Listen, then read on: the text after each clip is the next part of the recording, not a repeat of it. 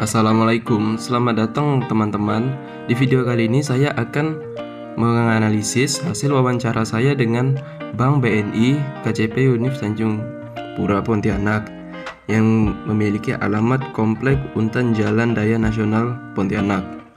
Di sini Bank BNI memiliki visi menjadi lembaga keuangan yang terunggul dalam layanan dan kinerja secara berkelanjutan dan memiliki 6 misi, yaitu memberikan layanan prima dan solusi digital kepada seluruh nasabah, memperkuat layanan internasional untuk mendukung kebutuhan mitra bisnis global, meningkatkan nilai investasi yang unggul bagi investor, menciptakan kondisi terbaik bagi karyawan sebagai tempat kebanggaan untuk berkarya dan berprestasi. Dan yang kelima, meningkatkan kepedulian dan tanggung jawab kepada lingkungan dan masyarakat. Dan yang keenam, menjadi acuan pelaksanaan kepatuhan dan tata kelola perusahaan yang baik bagi seluruh industri. Baik, kita lanjut ke slide selanjutnya. Di sini saya sebagai pewawancara, nama saya adalah Adi Bafala Wikanatma, NIM saya B1021201157, Prodi Manajemen, kelas Manajemen Perubahan. Dan di sini ada narasumber saya, yaitu Kak Vivi, yang dimana di Bank BNI cabang Tanjung Pura ini dia memiliki jabatan sebagai customer service. Oke, kita masuk ke pertanyaan wawancaranya. Yang pertama itu ada, selama beberapa tahun belakang, apa ada perubahan budaya di Bank BNI Universitas Tanjung Pura? Dan pertanyaan yang kedua, apa yang menjadi pendorong perubahan budaya dan lingkungan di Bank BNI Universitas Tanjung Pura? Dan pertanyaan yang ketiga, apa ada perubahan strategi bisnis yang dialami Bank BNI Universitas Tanjung Pura? Pertanyaan yang keempat, apa saja hambatan-hambatan dalam melakukan transisi perubahan di Bank BNI Universitas Tanjung Pura ini? Dan yang kelima, apa ada solusi-solusi jitu bagi Bank BNI untuk mengatasi hambatan-hambatan perubahan yang kalian alami? Selanjutnya di sini saya masuk ke slide jawaban-jawaban dari narasumber atau Kak Vivi kita. Baik, boleh kita dengarkan jawaban-jawaban dari Kak Vivi kita. Selamat mendengarkan teman-teman. Selanjutnya, selama beberapa tahun belakangan ini, apa ada perubahan budaya di Bank BNI? Kita selama beberapa tahun ini, karena kemarin kan terkait COVID juga. Nah, kalau COVID kan kemarin ada pembatasan untuk datang ke instansi ya. Jadi rata-rata nasabah itu kan melakukan transaksi dari rumah. Nah, ini mulai melakukan perubahan shifting to digital. Jadi semua transaksi kita arahkan ke digital semuanya, termasuk buka rekening atau kartu transfer atau kayak itu hanya buka blokir, semuanya kita arahkan ke digital semuanya. Selanjutnya, apa yang menjadi pendorong perubahan budaya dan lingkungan di Bank BNI? Selain COVID kemarin juga kita kan harus ikut perkembangan teknologi juga ya. Nah, sekarang kan teknologi sudah lebih maju, kemudian perkembangan zaman juga, di mana-mana sekarang orang lebih ke handphone, ke gadget. Nah, jadi semua transaksi kita arahkan semua ke gadget. Jadi supaya kita juga nggak ketinggalan zaman kan, ke bahaya menjadi. Jadi masih ke era digital gitu.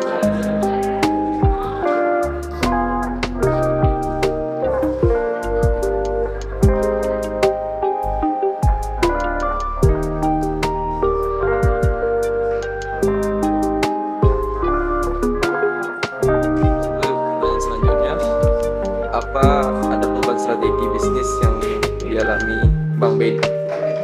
Strateginya ya itulah, karena kita semuanya sudah shifting ke digital, jadi semuanya kita arahkan ke digital semuanya. Jadi kalau misalnya ada nasabah yang datang, kita buka rekening nih misalnya, kita arahkan dulu lewat mobile banking atau lewat aplikasi yang lainnya. Atau misalnya mereka mau transfer di Baler, nominalnya tidak seberapa besar, kita arahkan lewat aplikasi atau lewat mobile banking kalau mereka sudah ada.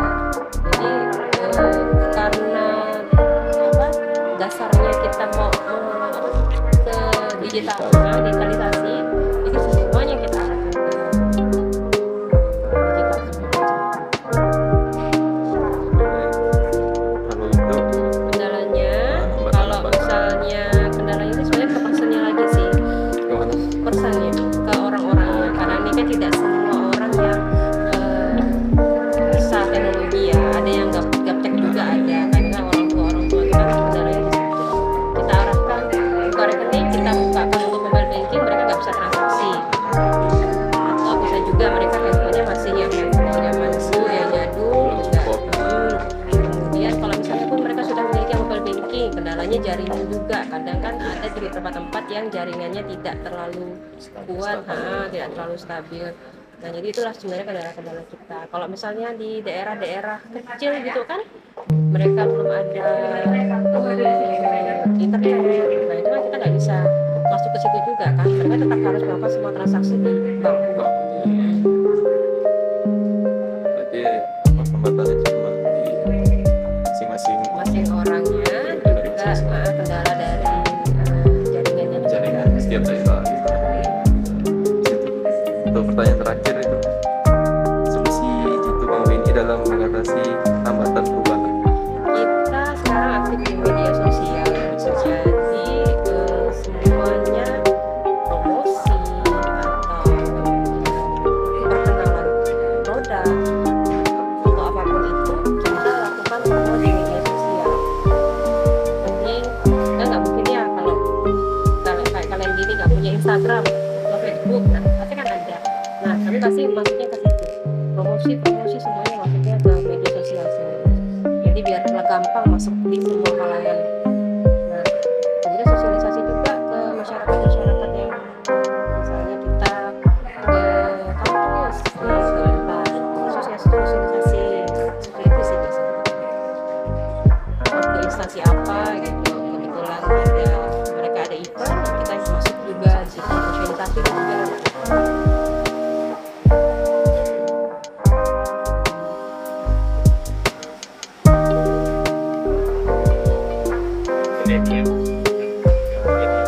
Ya, kita punya semuanya, semua segmen. Karena kan memang seharusnya kita masuknya ke semua segmen ya. Memang kalau untuk sekarang kita masuknya ke anak muda dulu lah ya. Karena kebanyakan mereka yang lebih paham teknologi.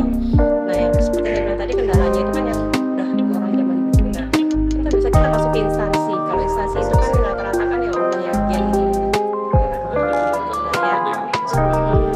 jadi ya kita mulai sosialisasi di sana, cara penggunaannya nanti kita mereka bisa aktifasi mobile banking sendiri lewat handphone, itu caranya. Jadi nggak cuman yang ke kalangan muda aja, jadi semua kalangan kita juga harus masuk, karena kedepannya sudah pasti akan diarahkan ke sana semua. Nanti itu di bank nggak ada lagi nih teller, CS nggak ada lagi, semuanya pasti menggunakan mesin. Kalau kita di BNI ini kan nggak ada nih mesin buka rekening, tapi kita di sini masih belum kebagian. Di kantor cabang utama kita udah ada mesin pembuka rekening. Jadi kalau misalnya nggak bisa gagal nih lewat handphone, kendala jaringan atau dan lain-lainnya, bisa langsung lewat mesin. Jadi kayak mesin ATM gitu bentukannya, pakai scan KTP, kemudian finger dan segala macam, rekening jadi, ATM-nya nggak langsung jadi. Jadi nggak perlu repot-repot ngantri di CPS. Kita butuh tabungan juga sama, kita sudah mesinnya, jadi nggak cetak menggunakan mesin. Setor juga sama, setor kita sudah tidak perlu ke teller, kita juga bisa melalui CRM, mesin ATM itu sudah tunai. Itu bisa sampai dengan 50 juta satu hari. Transfer juga sama, mau transfer kita sekarang bisa sampai dengan ke bank lain bisa sampai dengan 250 juta. Jadi semuanya itu mendukung supaya nasabah-nasabah atau semuanya bisa melakukan transaksi tidak menggunakan kartu. Semua bisa dilakukan lewat mesin, handphone bisa, mesin kayak ATM bisa.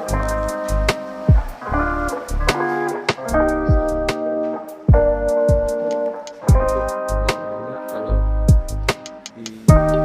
di mahasiswanya cocok ke pendidikan yang Kalau kita untuk mahasiswa ada kampus muda namanya. Kampus muda itu untuk dari usia 17 tahun, dari yang punya KTP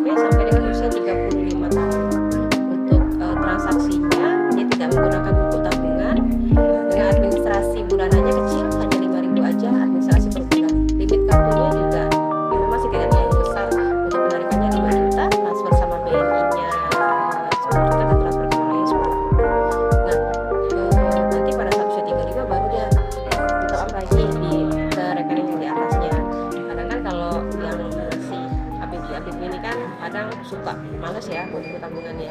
Jadi BNI itu mempermudah sebenarnya. Jadi cukup dengan membawa elektronik KTP sama ATM sudah bisa bertransaksi. Oke teman-teman, tadi kita sudah mendengarkan jawaban-jawaban dari Kak Vivi kita mengenai perubahan-perubahan yang berada di Bank BNI Universitas Tanjung Pura ini selama beberapa bulan atau beberapa tahun belakang. Selanjutnya di sini saya akan menganalisis dari hasil jawaban-jawaban yang telah diberikan oleh Kak Vivi. Yang pertama yaitu Bank BNI sudah mengoptimalkan atau dia fokus untuk mengoptimalkan seluruh transaksi di bidang digital atau di bidang online. Yang dimana kata Kak Vivi tadi sudah semuanya hampir full digital. Bahkan kita bisa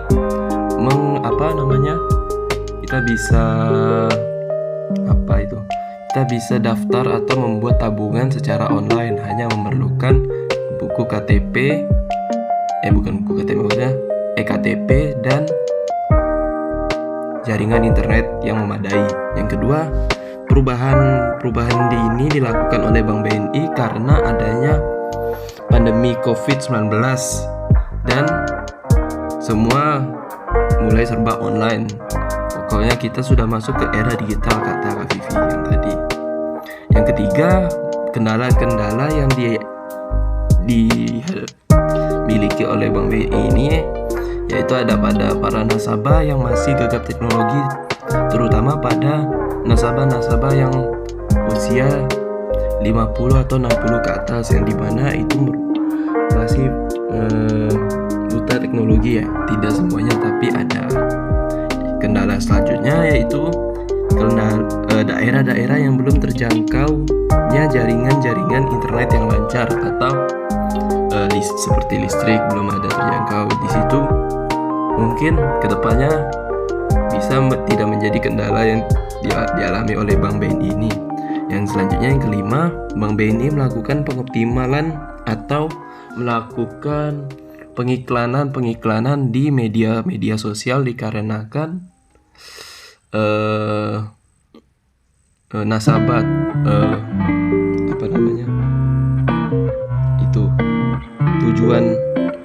tujuan nasabah, maksudnya Bank BNI ini menargetkan para kaum milenial atau kaum anak muda pada zaman sekarang yang kebanyakan suka bermain atau berinteraksi di media sosial. Dan untuk para orang tua atau yang udah lanjut usia, Bank BNI ini melakukan seminar atau pertemuan di setiap kantor, yang dimana di situ rata-rata kebanyakan adalah orang-orang yang berusia 40 sampai 50 tahun ke atas. Oke.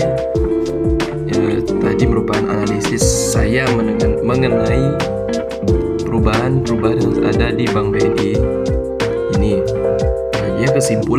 Kesimpulan pada video kali ini, perubahan yang dilakukan oleh Bank BNI ini lebih fokus ke bagian digital yang dikarenakan kejadian pandemi atau COVID-19 kemarin, dan sekarang hampir segala kegiatan bisa kita lakukan secara digital, yang dimana Bank BNI ini melakukan pengoptimalian aplikasi mobile bankingnya, yang mobile banking Bank BNI. Di situ saya salah ketik, mohon maaf. Oke. Selesai sudah analisis saya tentang wawancara saya dengan Bank BNI Universitas Tanjung Pura. Terima kasih telah menonton video saya kali ini. Saya minta maaf apabila saya memiliki kesalahan kata atau kesalahan pengetikan di dalam video kali ini. Saya minta maaf dan terima kasih kepada kalian semua yang sudah menonton video kali ini. Saya Adiba Falawi Kanatma, mohon undur diri. Wassalamualaikum warahmatullahi wabarakatuh.